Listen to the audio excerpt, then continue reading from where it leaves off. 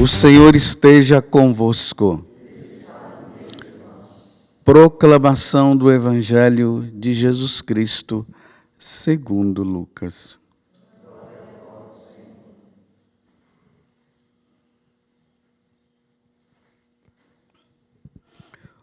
Um dia, Jesus estava ensinando.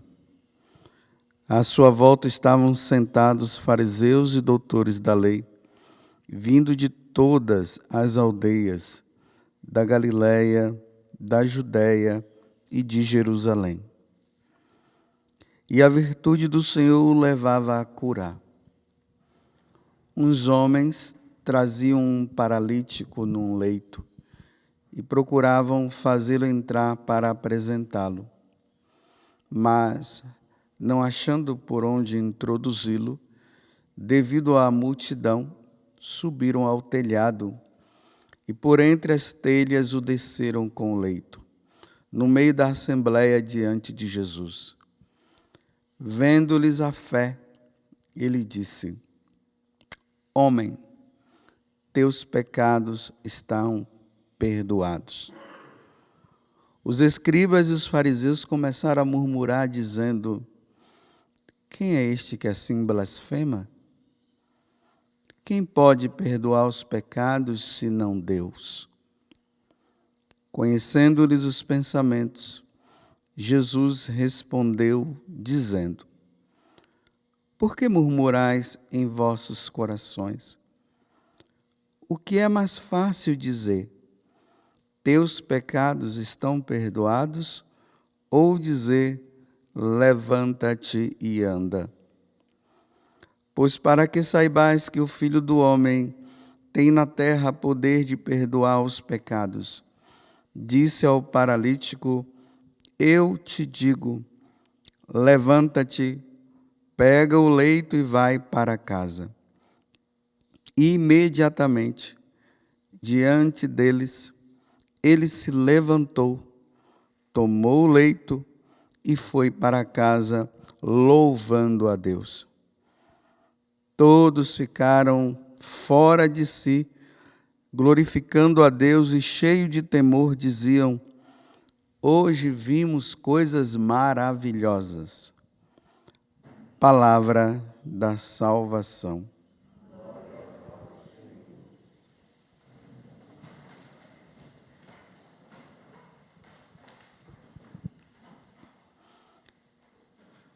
Eis que vem o nosso Deus, Ele vem para salvar.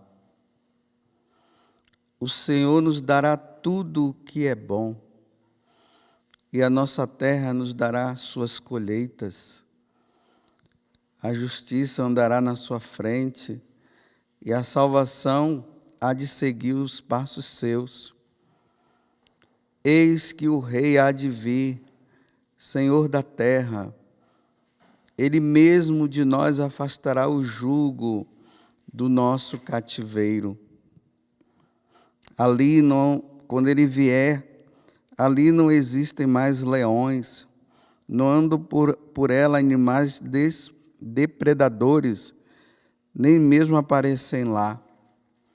E os que forem libertados poderão percorrê-la, e os que o Senhor salvou voltarão para casa. Eles virão a Sião cantando louvores, com infinita alegria, brilhando em seu rosto, cheio de gozo e contentamento. Não mais conhecerão a dor e o pranto. Fiz questão de fazer essa misturada aqui com as passagens, tanto da primeira leitura, o Salmo e tudo, e a antífona da aclamação ao Evangelho, para que nós notemos o que a igreja está nos levando a tomar consciência no futuro. Num futuro bem próximo, todas essas coisas, elas vão de se realizar. Embora o judeu, eles estivessem notando e pedindo que essas coisas acontecessem apenas num plano muito humano, O que Deus queria é que nós entendêssemos que isso fosse num plano espiritual. É lá no céu que não haverá mais dor, não haverá mais sofrimento. Lá no céu não haverá essas divisões e tudo. É por isso que o Senhor vem nos salvar. E nós, católicos, nós não podemos ficar vendo o cristianismo apenas num plano humano, né? Deus virá para resolver todos os problemas que eu tenho. Mas não o grande problema, mas esses problemas que nós passamos e vivemos no dia a dia. O grande problema que Deus veio na primeira vinda, foi justamente para que os nossos pecados fossem perdoados. Aqui está o sentido da vida cristã. O Verbo se encarnou e ele habitou entre nós. Ele veio para quê? Para tirar as lágrimas dos nossos sofrimentos do dia a dia, esses sofrimentos normais. Bem, a igreja vai nos dizer que os sofrimentos eles são necessários na nossa vida. Então, se os sofrimentos são necessários na nossa vida, então ele não veio tirar esse sofrimento humano. Pelo contrário, até esse sofrimento humano que nós vivemos é uma purificação para que nós possamos, sim, um dia ir para a eternidade e assim lá não haverá sofrimento nenhum. Se nós não colocarmos como base da nossa vida cristã, que quando Jesus veio se encarnar, ele veio para perdoar os nossos pecados, nós vamos viver uma religião muito alienada. Por que que o Verbo divino, ele se encarna? Por que que Jesus vem? Eis que ele vem, né? Vem na primeira vez. Ontem nós vimos João Batista lá preparando o povo para recebê-lo. E agora, eis que ele vem numa segunda vez. Então, na primeira vez, como eu tenho falado para vocês aqui, ele veio para isso. Jesus veio para dar-se pela nossa salvação. Por isso que quando ele olha para esse paralítico, por que que ele não diz de imediato para o paralítico assim, levanta e anda? Ele deveria ter dito logo isso, né? Aqueles homens trazendo aquele homem paralítico, Jesus olha, era para Jesus chegar e dizer assim, ó, levanta, anda. Não, ele olha para o homem e diz assim, os teus pecados, homem, teus pecados estão perdoados. Ele perdoa o pecado, mas não diz que o homem fique curado. Ele só curou por causa de insistência dos outros, dizendo assim, mas quem é você para perdoar os pecados? Aí Jesus diz, então tá bom, para você saber que eu tenho o poder de perdoar os pecados, porque eu sou Deus, então eu vou provar uma coisa para você, eu vou fazer com que ele fique curado, porque uma vez que ele fique curado, aí vocês vão entender que se eu posso curar um homem, por que eu não posso perdoar? Provavelmente aquele homem poderia ter voltado paralítico. E Jesus, porque Jesus falou, e aqui está o entendimento, ele vem pela primeira vez para perdoar os nossos pecados. Lembremos que no Evangelho de São Lucas, quando ele está lá crucificado, prestes a morrer, aí ele dá aquela sentença, Pai, perdoa-lhes, porque eles não sabem o que fazem. E a partir daquele momento, todos os povos foram perdoados. Todos os povos foram perdoados. Todos. Só que esse perdão que Deus nos dá, ele precisa ser acompanhado por uma atitude nossa, de reconhecermos que nós somos pecadores. E aí, quando nós reconhecemos que nós somos pecadores, aí nós pedimos a Ele, e aí há um casamento, né, entre o perdão que Deus nos dá e o pedido que nós fazemos. Me perdoa. E aí somos perdoados. Eis o que foi que Jesus veio fazer na primeira vinda. Tiremos da nossa cabeça, meus irmãos, que na primeira vinda, Jesus veio para dar dinheiro para quem não tinha, para dar casa a quem não tinha.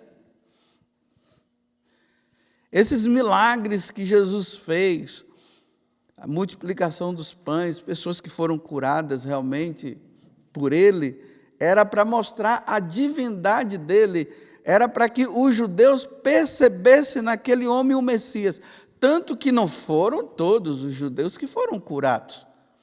Não foram todos os pagãos que foram curados. Eu digo curados fisicamente. Mas quando se fala de perdão dos pecados, todos foram perdoados. Porque ele veio para oferecer-se em sacrifício. Aí eu repito aquilo que eu venho dizendo para vocês, para que nós possamos nos preparar bem nesse advento, né? Aí agora nós entendemos, ele não veio para julgar. Na primeira vinda, ele não veio para condenar. Na primeira vinda, o pior pecador existente na face da terra, ele veio para perdoar aquele pecador, o blasfemador, aquele que não queria saber de Deus, aquele que fez muitas atrocidades. Ele olha para aquele dali, porque ele não veio julgar, ele veio salvar. Ele diz assim: olha, eu estou derramando o meu sangue, eu vim aqui para salvar você. Você vai largar essa vida para que você possa um dia conviver comigo. Comemorar o Natal é relembrar isso. Nós estamos diante daquele menino Jesus, que é Deus, que ele veio para nos salvar, ele não veio para nos julgar. Pronto, uma vez que nós entendemos isso, aí a segunda vinda é para julgar. A segunda, sim. Entendam, na segunda vinda, quando Jesus vier na sua glória, ele não vem agora para pegar aquele pecador, o pior que tinha, e dizer: olha, eu vim aqui para te perdoar, eu não vim para julgar, não, eu vim para salvar você. Quando ele chegar, de repente, aí já não haverá mais essa questão de perdão. Agora é o julgamento. Por isso que nesse intervalo da subida dele e do próximo retorno, nós temos que estar aqui batendo no peito, pedindo perdão, buscando o sacramento da confissão. Aqueles que não foram batizados, eles precisam serem batizados, para que na hora que ele chegar, no momento que ele chegar, ele possa nos levar santos. Lembremos de ontem, a segunda leitura da carta de São Pedro. Ele diz: olha, não se enganem. Essa demora de Deus é porque Ele está usando de paciência. Ele está dando um tempo para que nós possamos mudar de vida, porque Ele quer que todos se salvem. Ele não quer perder nenhum. Está vendo? Esse tempo é para que cada vez mais nós sejamos santos. Esse tempo é um tempo de graça. É o Kairos. O Kairos é isso. Nesse tempo que Ele dá para nós, de muita graça, Ele está dando essa graça, essa é a graça. Às vezes a gente fica confundindo graça, né? É porque eu não tinha isso e eu fui agraciado, aí Deus me deu isso. Sim, tudo bem, isso não tem problema, mas entendamos muito bem o que significa esse tempo de graça. É um tempo que Deus está sendo muito misericordioso. Aí dá para entender mesmo essa questão que as pessoas dizem que Deus é misericórdia, que Deus é perdão, é isso mesmo. Dentro desse contexto, dá para nós entendermos, Ele é misericordioso mesmo, e é. Nesse tempo agora, não tem justiça ainda. Esse tempo é o tempo que Ele vai derramando as graças de conversão. Aí Ele vem e fala com Santa Faustina, né? É a tábua da salvação, minha filha. É o tempo da misericórdia.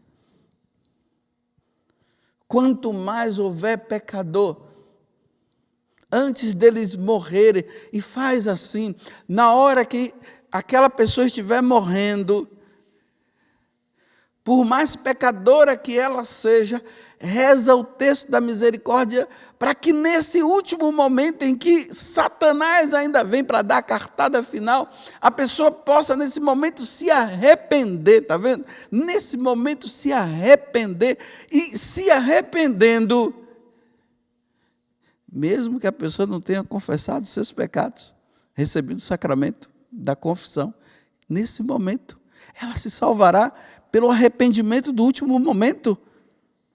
Claro que vai para o purgatório depois. E aí Deus vai julgar o tempo que a pessoa vai ficar. É esse o entendimento desse tempo da misericórdia.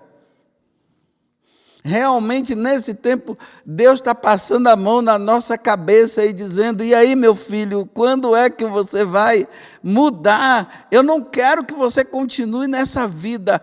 E a misericórdia vai acontecendo para que haja essa mudança. Mas aí, meus irmãos, se a pessoa morre, sem querer saber de Deus, nessa vida errada, aí passando por lado de lá, não tem mais arrependimento. E pelo fato de lá não ter mais arrependimento, não tem mais a misericórdia como nós entendemos. Vai ter a misericórdia acompanhada da justiça divina. E aí Deus vai dar para cada um o que ele merece. Não quis saber dele, então não vai ficar comigo. Quis saber dele, morreu. Querendo viver com ele, vai morrer com ele. Por isso nós não podemos perder tempo, né? Tirando a exceção desse tempo da pandemia, que é uma catástrofe em relação aos sacramentos. Se tornou uma catástrofe, porque nem as pessoas têm o direito de, nesse tempo, recorrer até ao sacramento da confissão e ao sacramento da Eucaristia. Vai depender da diocese, vai depender do sacerdote, vai depender e depende da autoridade civil, um monte de coisa, e muita gente aí querendo receber e não recebe.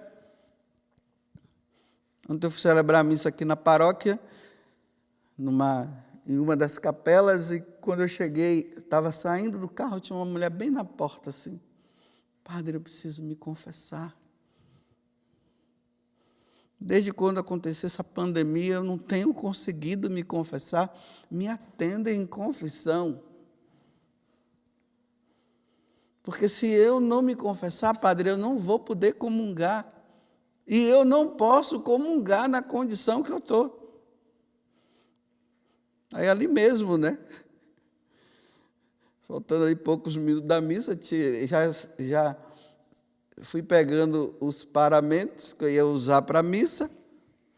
Ali eu me paramentei e ouvi a confissão da mulher. Está vendo essa misericórdia de Deus? Que no momento desse,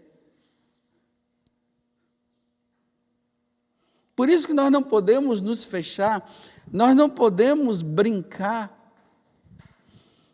E aí vai se observando também que isso tem levado as pessoas a um certo relaxamento.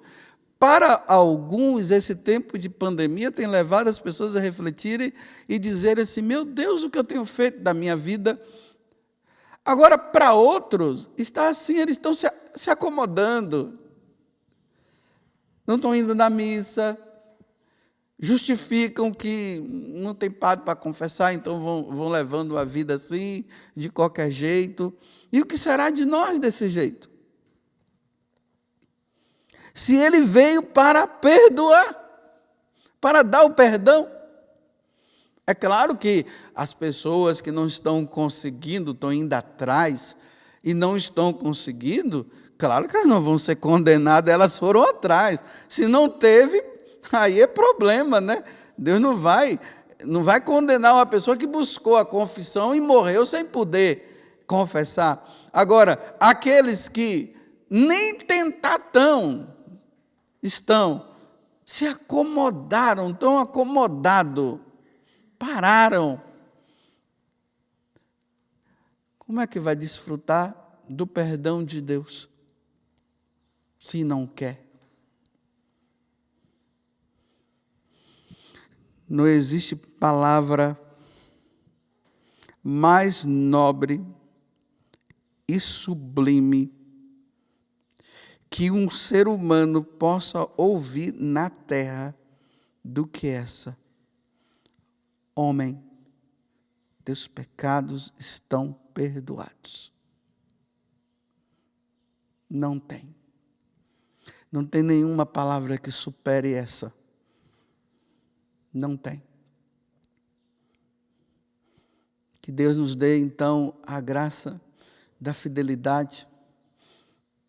Rezem por nós, sacerdotes, para que não estejamos fechados em nós mesmos.